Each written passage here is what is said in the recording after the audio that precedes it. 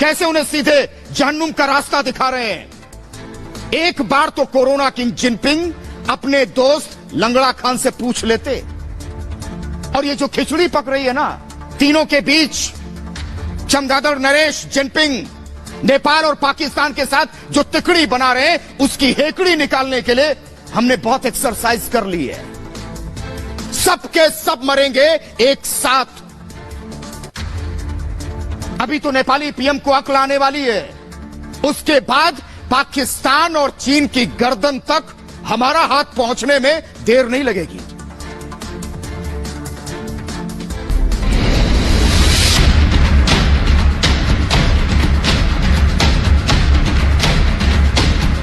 नेपाल में राजनीतिक संकट, चीन में खलबली। चीन का मोहरा बनना ओली को पड़ा महंगा।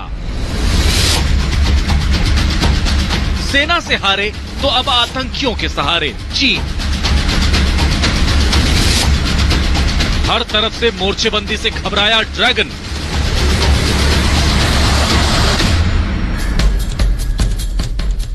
चालबाज चीन ने नेपाल के प्रधानमंत्री केपी ओली के कंधे पर बंदूक रखकर भारत के खिलाफ मोर्चा खोला था।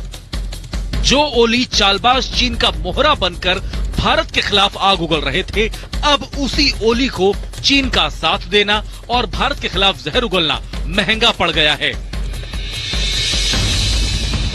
नेपाल की राजनीतिक पार्टियां और वहां के लोग चीन की चालबाजी को समझ गए और ओली के लिए ही मुश्किलें खड़ी कर दी।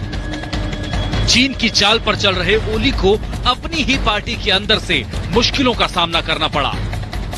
खुद प्रचंड ने केपी ओली पर इस्तीफे का दबाव बढ़ा दिया। जब ओली अलग थलग पड़े तो राष्ट्रपति से मुलाकात की। इतना ही नहीं, कुर्सी जाने के डर से ओली ने संसद के बजट सत्र को बीच में ही रद्द कर दिया।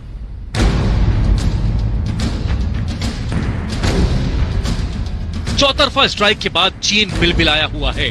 चालबाज चीन अब गलवान में पीछे हटने को राजी हो गया है। लेकिन एक तरफ धोखेबाज चीन बातचीत की बात कर रहा है, तो दूसरी तरफ साजिश पर साजिशें कर रहा है। चालबाज चीन ने पाकिस्तान और नेपाल के साथ मिलकर भारत के खिलाफ जहर उगलने की कोशिश की। नेपाल में तो चीन की चाल नाकाम होती दिख रही है। हालांकि चीन ने अपने जासूस नेपाल में भेजने शुरू कर दिए। वहीं अब चालबाज चीन भारत के खिलाफ साजिश रचने के लिए आतंकियों का सहारा ले रहा है। चीन की सेना जम्मू कश्मीर में साजिश रचने के लिए पाकिस्तान के आतंकी। और कई बार मैं कहता हूं कि चमगादड़ चीन से दोस्ती कर नेपाल की दुर्गति क्या हुई है, ये तो जानते हैं ना जिनपिंग। अब म्यांमार के चीन के खिलाफ सीधा मोर्चा खोल दिया म्यांमार ने भी। म्यांमार ने इसको लेकर दुनिया के देशों से मदद मांगी है। जंग की धमकी दे रहे चीन के खिलाफ म्यांमार ने भड़ास निकाली। म्यांमार आर्मी चीफ ने बहुत तल्ख लहजे में चीन को चेतावनी दी है कि चीन आतंकी संगठनों को हथियार देना बंद कर दे। और इसके लिए म्यांमार ने दुनिया के दूसरे देशों से भी चीन के खिलाफ मदद मांगी है। आप अंदाजा लगा सकते हैं कि कोरोना किंग जिनपिंग कैसे दुनिया के कई देशों के लिए परेशानी खड़ी कर रहे हैं। म्यांमार के आर्मी चीफ जनरल मिनांग ने कहा है कि उनकी धरती पर जो आतंकी संगठन है उनके पीछे चीन है।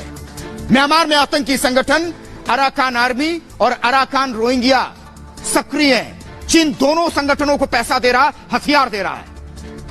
और ये आतंकी चीन में बनाए गए हथियारों और लैंडमाइन के जरिए म्यांमार की सेना पर हमला करते हैं।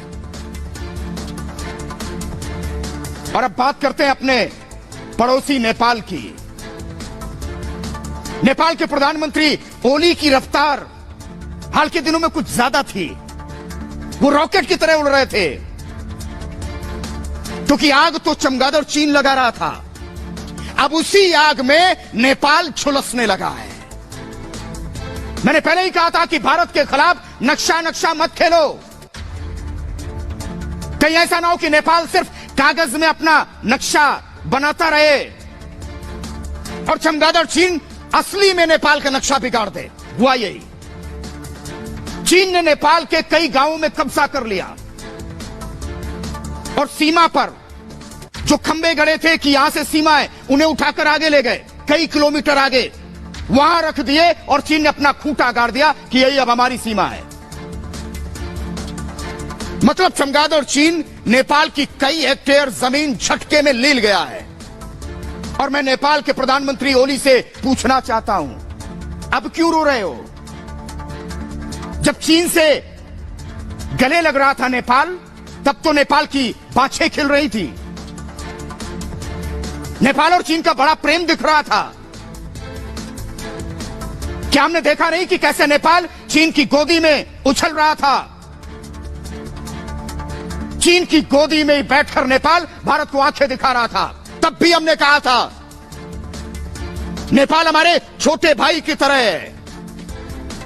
हमने हमेशा उसके कंधे पर हाथ रखा है, उसके दुख दर्द में शामिल हुए हैं और हमने हमेशा नेपाल की तरक्की के बारे में ही सोचा और आज बड़े भाई को आंखें दिखाने पर उतर आया।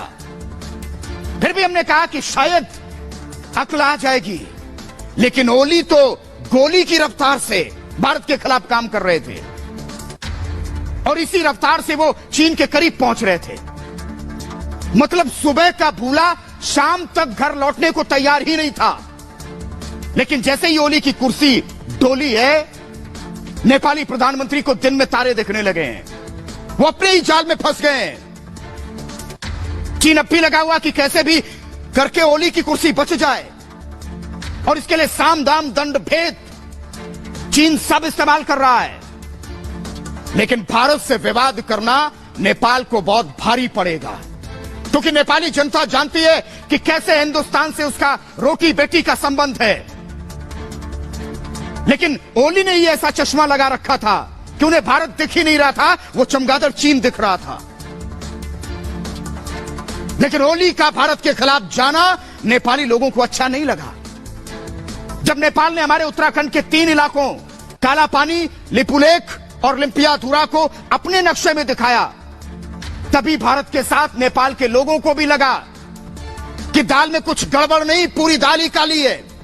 हमने विरोध भी किया, लेकिन नेपाल बाज नहीं आया, नक्शा पारित कर दिया। बस इसी दिन से लगने लगा था कि नेपाल का काम तो है ही नहीं, इसके पीछे किसी शातिर दिमाग का काम है। और फिर खबर आई कि चीनी राजदूत हु यांकी के इशारे पर ही ओली भारत के खिलाफ जहर उगल रहे थे।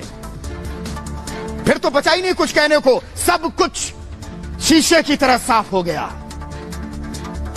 लेकिन नेपाल के लोगों में ये चीनी राजदूत खटकने लगी। इसके बाद तो नेपाल के कई एफएम स्टेशन भी भारत के खिलाफ आग उगलने लगे।